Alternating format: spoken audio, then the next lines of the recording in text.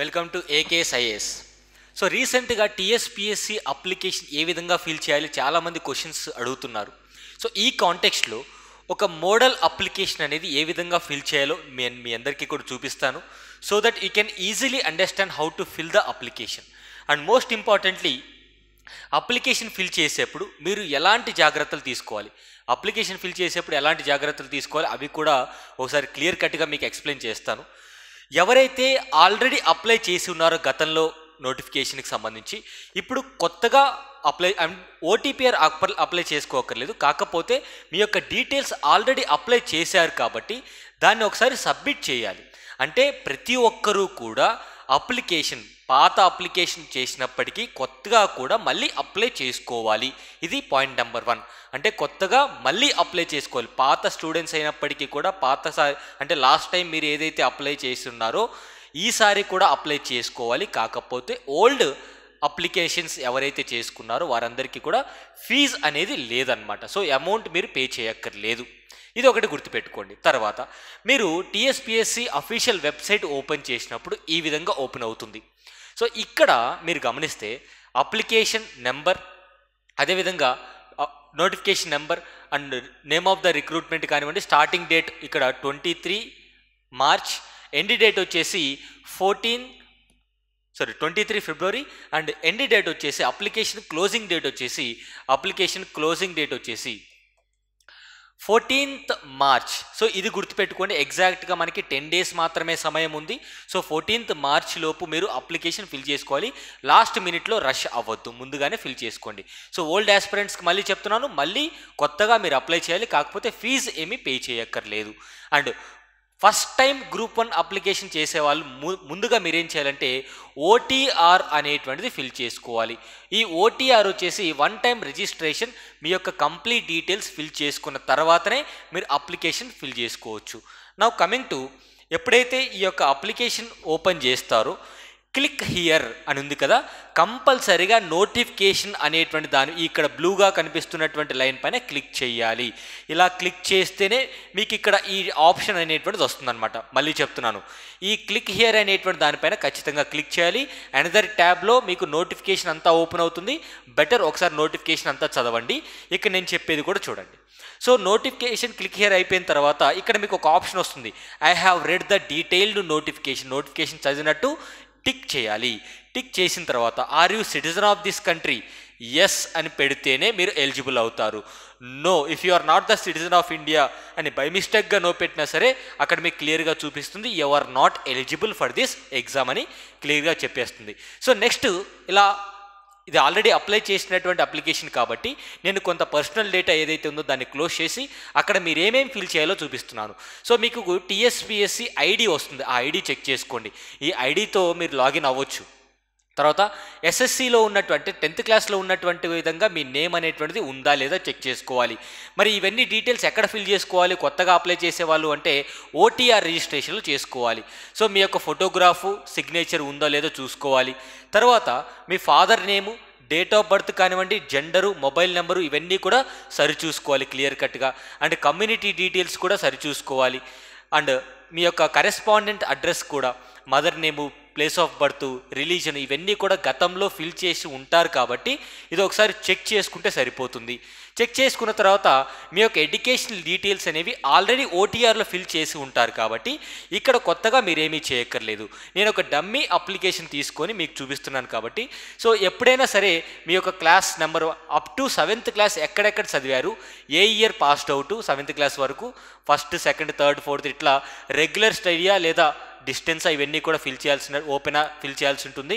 And మీరు తెలంగాణ స్టేట్కి సంబంధించిన వాళ్ళైతే ఖచ్చితంగా అక్కడ ఏ జిల్లాలో మీ యొక్క స్కూల్ అనేది లొకేట్ అయి ఉంది, పాత జిల్లాల ప్రకారం కాదు, కొత్త జిల్లాల ప్రకారం మీ స్కూల్ యొక్క లొకేషన్ ఎక్కడ ఉందో అది కంపల్సరీగా మీరు ఫిల్ చేసుకోవాలి. అండ్ ప్రజెంట్ ఏ మండలంలో ఉందో ఫిల్ చేసుకోవాలి. సో అండ్ మీ స్కూల్ యొక్క టౌన్ ఇవన్నీ కూడా ఈ యొక్క డిస్టిక్ అనేటువంటిది కొత్తగా ఏర్పాటైనటువంటి జిల్లాల ప్రకారం ఫిల్ చేసుకోవాలి. నేను ఒక డమ్మీ అప్లికేషన్ తీసుకున్నాను కాబట్టి. అండ్ ఇంకొకటి, ఎవరైనా తెలంగాణ స్టేట్ ఆస్పిరెంట్స్ కాకుండా మిగతా వాళ్ళు అప్లై చేసుకోవాలి అంటే సింపుల్గా అదర్ దాన్ తెలంగాణ స్టేట్ అని ఇలా పెట్టేసుకుంటే సరిపోతుంది, మీకు ఫర్దర్ డీటెయిల్స్ ఏమీ అడగరనమాట. నా ఏ స్కూల్ చదివావో ఆ స్కూల్ నేమ్ అనేటువంటిది కూడా మెన్షన్ చేయాల్సి ఉంటుంది. ఈ డీటెయిల్స్ అనేటువంటివి ఓటీఆర్లో ఆల్రెడీ ఫిల్ చేసి ఉంటారు కాబట్టి ఇక్కడ ఒకసారి చెక్ చేసుకోవాలి అంతే, క్లియర్గా ఉందా లేదా. Now are you different abled persons, ఇవన్నీ కూడా ఎస్ అయితే ఎస్, నో అయితే నో అని పెట్టుకోవాలి. అండ్ ఇక్కడ గుర్తుపెట్టుకోవాలి, ఎవరైతే స్పోర్ట్స్ కోటాలో రిజర్వేషన్ పొందాలనుకుంటున్నారో స్పోర్ట్స్ కోటాకు సంబంధించినటువంటి రిజర్వేషన్ ఎవరెవరికి వస్తుంది, ఎవరెవరికి వర్తిస్తుంది, అండ్ ఏ స్పోర్ట్స్లో ఆడిన వాళ్ళకు, ఏ స్థాయిలో ఆడిన వాళ్ళకు వస్తుందో ఆల్రెడీ నేను ఒక వీడియో చేశాను, ఆ వీడియో చూడండి. తర్వాత ఎన్సీసీ ఇన్స్ట్రక్టర్ అయితేనే, so have you worked as NCC instructor, NCC C certificate ఉంటే కాదు, ఎన్సీసీ ఇన్స్ట్రక్టర్ అయితేనే మీకు రిజర్వేషన్ అనేది వస్తుంది. ఎస్ అయితే ఎస్, నో అయితే నో అని. ఆర్మీ ఎక్స్ సర్వీస్ మ్యాన్ అయితే ఎస్ అయితే ఎస్, నో అయితే no. Are you and employee, ఇక్కడ ఎంప్లాయీ అయితే గవర్నమెంట్ ఎంప్లాయీ అనే అర్థం అండి. ప్రైవేట్ ఎంప్లాయీ ఎవరైతే ఉంటారో, సార్ మేము పిఎఫ్ పే చేస్తున్నాం అంటే పిఎఫ్ కట్ అవుతుంది నా శాలరీ నుంచి, నేను ఇప్పుడు ఎంప్లాయే కదా, ఎస్ క్లిక్ చేస్తాను, అవసరం లేదు. సో కేవలం గవర్నమెంట్ ఎంప్లాయీస్ అయితే మాత్రమే ఎస్ అని క్లిక్ చేయండి, ప్రైవేట్ ఎంప్లాయీస్ ఎవరైనా సరే నో అని క్లిక్ చేయండి. డిజేబుల్డ్ పర్సన్ అయితే ఎస్ అయితే ఎస్, నో అయితే నో అని క్లిక్ చేయండి. ఇవి జాగ్రత్తగా చూసుకోవాలి. తర్వాత మీ యొక్క కమ్యూనికేషన్ డీటెయిల్స్ అనేవి ఒకసారి చెక్ చేసుకోవాలి. ఇక్కడ కమ్యూనికేషన్ డీటెయిల్స్ అంటే, కమ్యూనికేషన్ అడ్రస్ అంటే మీరు ప్రజెంట్ ఎక్కడ ఉన్నారు అది ఫిల్ చేసుకుంటే సరిపోతుంది. అండ్ ప్రిఫర్డ్ ఎగ్జామ్ లాంగ్వేజ్ చాలా చాలా ఇంపార్టెంట్. ఇక్కడ మీరు గమనించాల్సింది ఇంగ్లీష్ లేదా తెలుగు లేదా ఇంగ్లీష్ లేదా ఉర్దూ కూడా ఉంది మై డియర్ ఫ్రెండ్స్. సో ఎవరైతే ఉర్దూలో కూడా క్వశ్చన్ పేపర్ కావాలనుకున్నట్టయితే మ్యాండేటరీగా English and Telugu and English and Urdu ఉంటుంది. సో ఇంగ్లీష్లో క్వశ్చన్ పేపర్ మాత్రం ఖచ్చితంగా ఉంటుంది, ఇక్కడ మీరు టెన్షన్ పడక్కర్లేదు. So preferred language for preliminary ఎగ్జామ్కి వచ్చేసి మీరు సెలెక్ట్ చేసుకోవాల్సింది ఇంగ్లీష్ తెలుగు ఉంటుంది లేదా ఇంగ్లీష్ ఉర్దూ కూడా ఉంటుంది. మీకు నచ్చినటువంటి ఆప్షన్ పెట్టుకోండి. ఇంగ్లీష్లో క్వశ్చన్ పేపర్ అయితే ఖచ్చితంగా ఉంటుంది. Now coming to choose the language to right main examination, అంటే మెయిన్స్ డిస్క్రిప్టివ్ ఎగ్జామ్ రాసేటప్పుడు మీరు ఏ భాషలో రాయాలనుకుంటున్నారు అని క్వశ్చన్ అడుగుతుంది. ఇక్కడ మీరు 3 లాంగ్వేజెస్ ఉంటాయి. ఒకటి ఇంగ్లీష్, మరొకటి తెలుగు, మరొకటి ఉర్దూ ఉంటుంది. సో ఇక్కడ మీరు గమనించాల్సింది కంపల్సరిగా ఫోన్లో ఎవరు కూడా అప్లికేషన్ ఫిల్ చేయొద్దు, డెస్క్టాప్లో మాత్రమే ఫిల్ చేయండి. ఎందుకంటే ఫోన్లో మీరు తెలుగు క్లిక్ చేయబోయి అది ఉర్దూ పడుతుంది. కంపల్సరిగా మెయిన్స్లో ఏ పర్టికులర్ లాంగ్వేజ్లో అయితే రాయాలని అప్లికేషన్ ఫిల్ చేసావో అదే లాంగ్వేజ్లో రాయాలి. ఒక్కసారి పొరపాటు జరిగింది అంటే మీ యొక్క ర్యాంక్ మిస్ అయ్యేటువంటి అవకాశం ఉంటుంది. సో ఇంగ్లీష్ అయితే ఇంగ్లీష్, తెలుగు అయితే తెలుగు, ఉర్దూ అయితే ఉర్దూ భాషలో రాసుకునేటువంటి ఆప్షన్ ఇక్కడ ఇచ్చారు. జాగ్రత్తగా ఇది ఫిల్ చేసుకోండి. సో ఇక్కడ మార్క్ చేస్తున్నారు, మీరు జాగ్రత్తగా ఉండాల్సినటువంటి ఆప్షన్ ఇది, జాగ్రత్తగా ఫిల్ చేసుకోవాలి. తర్వాత హ్యావ్ యూ స్టడీడ్ ఫ్రమ్ రెగ్యులరా డిస్టెన్సా ఉంటుంది. రెగ్యులర్ అయితే రెగ్యులర్, డిస్టెన్స్ అయితే డిస్టెన్స్ ఎడ్యుకేషన్ చదివినా సరే ఎలిజిబుల్. కాకపోతే ఒక కండిషన్ ఏంటంటే మీరు సంపాదించినటువంటి ఆ డిగ్రీ సర్టిఫికేట్ డిస్టెన్స్లో సంపాదించినటువంటిది ఖచ్చితంగా మీరు చదివినటువంటి డిస్టెన్స్ ఎడ్యుకేషన్ ఇన్స్టిట్యూట్ ఏదైతే ఉంటుందో, కాలేజ్ ఏదైతే ఉంటుందో దాన్ని కేంద్ర ప్రభుత్వం కావచ్చు, రాష్ట్ర ప్రభుత్వం కావచ్చు, లేదా యూజీసీ రికగ్నైజ్ చేసినటువంటి కాలేజ్ అయితేనే మీరు ఆ సర్టిఫికేట్ ఎలిజిబుల్ అవుతుంది. మీ యొక్క క్వాలిఫికేషన్ బ్యాచిలర్ డిగ్రీ అయితే బ్యాచిలర్ డిగ్రీ అని, బీటెక్ అయితే బీటెక్ అని ఇట్లా ఫిల్ చేసుకోవాలి. తర్వాత ఎడ్యుకేషన్ క్వాలిఫికేషన్స్, మీ యొక్క బ్యాచిలర్ డిగ్రీలో ఏం చదివారు, హాల్ టికెట్ నెంబర్ ఫిల్ చేయాలి. తర్వాత ఏ ఇన్స్టిట్యూషన్లో చదివారు, ఆ పర్టికులర్ పాస్అవుట్ ఇయర్ ఏంటి, మీ యొక్క పర్సంటేజ్ ఆఫ్ మార్క్స్ ఏంటి. CGPAలో ఉన్న వాళ్ళు ఏం చేస్తారంటే మీ CGPA ఇంటూ 95 వేసుకుంటే ఎంత పర్సంటేజ్ అయితే వస్తుందో అంత పర్సంటేజ్. ఇక్కడ 7182 ఉంది అంటే 71.82% కాబట్టి ఇక్కడ 71 అండ్ ఇక్కడ 82 డెసిమల్ నెంబర్స్ మెన్షన్ చేయడం జరిగింది. అక్కడ అలా ఆప్షన్ ఇచ్చారు మనకి. తర్వాత గ్రూప్ సబ్జెక్ట్స్ మాత్రమే, అంటే మీకు లాంగ్వేజ్తో సంబంధం లేకుండా గ్రూప్స్లో ఎంత పర్సంటేజ్ వచ్చింది మీ యొక్క డిగ్రీలో అది కూడా అడుగుతున్నారు. మీ యొక్క యూనివర్సిటీ నేమ్ ఏంటి, ఆ యూనివర్సిటీ నేమ్ మెన్షన్ చేయాల్సినటువంటి అవసరం ఉంటుంది. Next, do you have higher qualification, అంటే డిగ్రీ కాకుండా, అంటే అండర్ గ్రాడ్యుయేట్ కాకుండా పోస్ట్ గ్రాడ్యుయేట్ ఏమైనా చేశారు అంటే ఎస్ అని, చేయలేదంటే నో అని క్లిక్ చేయాలి. తర్వాత ఆ డీటెయిల్స్ మళ్ళీ ఫిల్ చేయాల్సినటువంటి అవసరం ఉంటుంది. ఏ కాలేజీలో చేశారు, హాల్ టికెట్ నెంబర్ ఏంటి, పర్సంటేజ్ ఎంత, యూనివర్సిటీ, ఇవన్నీ కూడా ఫిల్ చేయాల్సి ఉంటుంది. పోస్ట్ రిలేటెడ్ డీటెయిల్స్ ఇక్కడ జాగ్రత్తగా గమనించండి. సో ఇక్కడ నోటిఫికేషన్ చదవమన్నది ఊరికే కాదు, ఎందుకంటే కొన్ని స్పెషలైజ్డ్ పోస్టులకి ప్రత్యేకమైనటువంటి క్వాలిఫికేషన్ ఉంది, ఎడ్యుకేషన్ క్వాలిఫికేషన్ ఉంది. అది ఉందా లేదా, ఒకవేళ మీరు ఉందని పెట్టారనుకోండి, చివరిలో లేదని తెలిసిందనుకోండి, వచ్చే నష్టమే లేదు. ఆ ఒక్క పోస్టుకు మాత్రమే మీరు ఎలిజిబుల్ కారు, మిగతా పోస్టులన్నిటికీ కూడా ఎలిజిబుల్ అవుతారు. ఇది గుర్తుపెట్టుకోండి.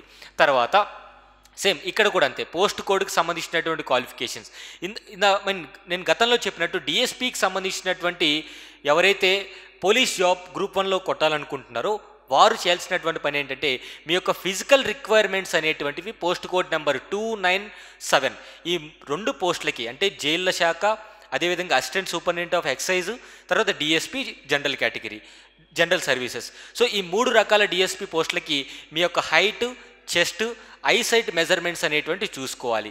అవి ఉన్నాయో లేదో చూసుకొని ఎస్ అయితే ఎస్, నో అయితే నో పెట్టండి. మీరు ఎస్ పెట్టినా వచ్చే నష్టమేం లేదు, నో పెట్టినా వచ్చే నష్టమేం లేదు. ఎందుకంటే మీ ర్యాంక్ బట్టి మళ్ళీ చెక్ చేయాల్సినటువంటి అవసరం ఉంటుంది కాబట్టి.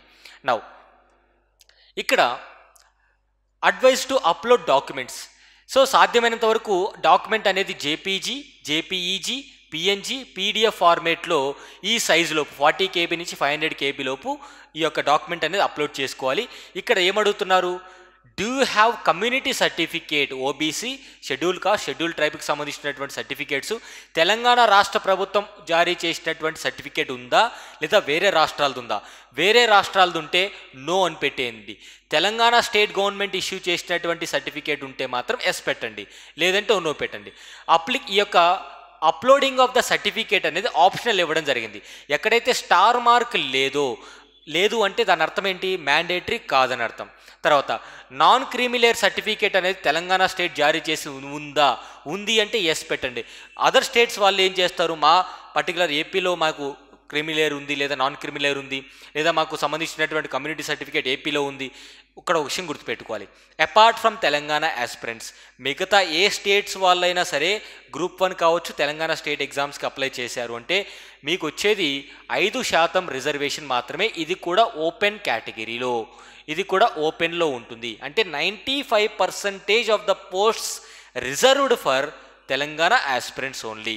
ఆ మిగిలినటువంటి 5%లో ఓపెన్ కేటగిరీలో అదర్ స్టేట్స్ వాళ్ళు మీరు ఈ యొక్క జాబ్ కొట్టాల్సినటువంటి అవసరం ఉంటుంది. తర్వాత క్రిమినల్ డిసిప్లినరీ కేసెస్ ఏమైనా ఉన్నాయా? సో క్రిమినల్ కేసెస్ ఉంటే డెఫినెట్లీ మీరు ఎలిజిబుల్ అవ్వకపోవచ్చు. సో నో అని పెట్టండి, నో అంటే నో అని పెట్టండి. నెక్స్ట్ మనకి ఇట్లా ప్రిఫరెన్షియల్ వస్తుంది. ఏం ప్రిఫరెన్సు? Exam centre preference. ఇక్కడ ఏం కన్ఫ్యూజ్ అవుతున్నారంటే చాలామంది, computer based recruitment test, OMR centre. TSPSC ఏం చేసింది అంటే ఎగ్జామినేషన్ అనేది ఆఫ్లైన్లో కండక్ట్ చేస్తారా అంటే ఓఎంఆర్ బేస్డ్, ఆన్లైన్లో కండక్ట్ చేస్తారా అంటే computer based. So computer based test అయితే ఏ సెంటర్ సెలెక్ట్ చేసుకుంటారు, ప్రిఫరెన్సెస్ 1 నుంచి 10 వరకు. అదే ఒకవేళ ఆఫ్లైన్ సెంటర్ అయితే టీఎస్పీఎస్సీ ఆఫ్లైన్లో ఎగ్జామ్ పెడితే మీరు ఏ సెంటర్ని సెలెక్ట్ చేసుకుంటారు, ఆ సెంటర్స్ అనేటువంటివి ఇక్కడ ఫిల్ చేసుకోవాలి. ఫర్ ఎగ్జాంపుల్ మీకు ఆఫ్లైన్లో ఏ పర్టికులర్ సెంటర్స్ దగ్గరగా ఉంటాయో, ఏ జిల్లాలు దగ్గరగా ఉంటాయో ఆ డిస్ట్రిక్ట్స్ అనేటువంటి ఫిల్ చేసుకోవాలి. 10 ప్రిఫరెన్సెస్ మాత్రమే ఇచ్చారు. అంటే ఆన్లైన్లో జరిగితే ఏ సెంటర్కి దగ్గరలో, అంటే ఏ జిల్లాలో రాయాలనుకుంటున్నావు, ఆఫ్లైన్లో ఎగ్జామ్ జరిగితే ఏ జిల్లాలో ఎగ్జామ్ రాయాలనుకుంటున్నావు. ఇక్కడ కన్ఫ్యూజ్ అవ్వక్కర్లేదు, ఇలా ఫిల్ చేసుకోవాల్సినటువంటి అవసరం ఉంటుంది. నెక్స్ట్ మనకి ఆల్రెడీ నేను ఫిల్ చేశాను చూడండి. సెంటర్ ప్రిఫరెన్స్ వచ్చేసి ఒకవేళ కంప్యూటర్ బేస్డ్ టెస్ట్ అయితే ఈ ప్రిఫరెన్సెస్ అంటే ఫస్ట్ హైదరాబాద్, రంగారెడ్డి, ఖమ్మం, కరీంనగర్ ఇట్లా. ఓఎంఆర్ అంటే ఆఫ్లైన్లో ఎగ్జామ్స్ కండక్ట్ చేస్తే నా ఫస్ట్ ప్రిఫరెన్స్ హైదరాబాద్. సో అట్లా ప్రిఫరెన్సెస్ అనేటువంటివి నేను ఇచ్చుకోవడం జరిగింది. సో నెక్స్ట్ ఇలా డిక్లరేషన్ అనేటువంటిది వస్తుంది. సో మొత్తం కూడా ఫిల్ చేసిన తర్వాత డిక్లరేషన్ వస్తుంది. డిక్లరేషన్ వచ్చిన తర్వాత ప్రివ్యూ ఉంటుంది. డెఫినెట్గా ప్రివ్యూ మీద క్లిక్ చేయండి. ఇక్కడ యాక్సెప్టెన్స్ ఆఫ్ ద డిక్లరేషన్ చేసిన తర్వాత అంటే మీరు ఫిల్ చేసినటువంటి డీటెయిల్స్ అన్నీ కూడా మీకు తెలిసినంత వరకు అన్నీ కరెక్ట్గానే ఫిల్ చేశాను, ఏవైనా తప్పుగా ఉంటే నేనే బాధ్యుని అన్నట్టుగా, నేనంటే మీ అప్లికేషన్ మీరే బాధ్యులు అన్నట్టుగా చేసుకోవాలి ఇక్కడ. తర్వాత ప్రివ్యూ అప్లికేషన్ ఫిల్ చేస్తే మీరు ఏదైతే స్టార్టింగ్ నుంచి ఫిల్ చేసారో మొత్తం ఉంటుంది. ఓపికతో ఒక 3 నిమిషాలు జాగ్రత్తగా చదవండి. ఎక్కడ చూసుకోవాలి అంటే మీ నేము, డేట్ ఆఫ్ బర్త్, మీ ఫోన్ నెంబరు, మీ యొక్క ఫాదర్ నేమ్, మదర్ నేమ్, మీరు సెలెక్ట్ చేసుకున్నటువంటి కేటగిరీ, ఎగ్జామినేషన్ సెంటర్సు, అదేవిధంగా తెలుగు ఇంగ్లీషా లేదా ఉర్దూ తెలుగులో యొక్క ప్రిలిమ్సా, మెయిన్స్లో ఏ లాంగ్వేజ్లో ఎగ్జామ్ రాయాలనుకుంటున్నారు, ఇవన్నీ కూడా కరెక్ట్గా చూసుకోండి. ఇవి మెయిన్గా చూసుకోవాలి. ఆ తర్వాత ప్రివ్యూ అప్లికేషన్ చేసిన తర్వాత మనకి end of the application submit వస్తుందండి. సో దీని తర్వాత సబ్మిట్ అనేటువంటిది వస్తుంది. సబ్మిట్ అనేది వస్తుంది. సో సబ్మిట్ చేస్తే మీకు సబ్మిట్ అయిపోయినట్టే. సో ఈ విధంగా అప్లికేషన్ అనేది జాగ్రత్తగా ఆలోచించి అప్లై చేసుకోవాలి. మెయిన్ ఏరియాస్ ఎక్కడైతే ఫోకస్ చేయాలో మీ యొక్క ఎగ్జామ్ సెంటర్స్, మెయిన్స్ ఎగ్జామ్ యొక్క లాంగ్వేజ్ ప్రిఫరెన్స్ ఇది జాగ్రత్తగా చూసుకోండి. సో ఎందుకంటే ప్రిలిమ్స్ యాజ్ ఇట్ ఈస్ మనకి ఎట్లయినా ఇంగ్లీష్లో పేపర్ ఉంటుంది కాబట్టి మీరేం వరీ అవ్వక్కర్లేదు.